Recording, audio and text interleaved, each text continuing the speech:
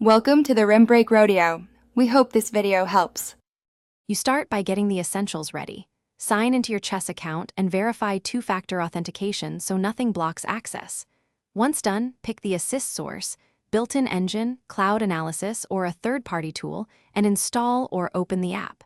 Make sure audio and screen permissions are granted if the assist needs live input. Also confirm your time control and game mode. This matters for move selection.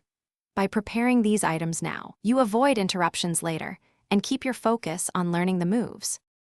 You next configure the analysis engine so suggestions match your level. Set the depth or strength to avoid overdependence. Once configured, choose how suggestions appear, live during play, only after moves, or in post-game reports, and toggle the evaluation bar and best line overlay for clarity. Make sure the engine's opening book and end-game table-based settings are enabled if available, because they change recommendations. Finally, run a short practice game to verify delays and latency. This step confirms that suggestions align with your expectations. You now apply the assist during real games, but treat every hint as a lesson. Follow suggestions selectively and ask why a line wins.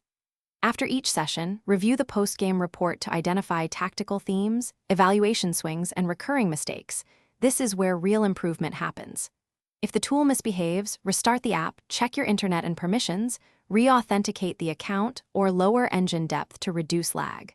Remember, use the assist to learn, not to outsource decisions.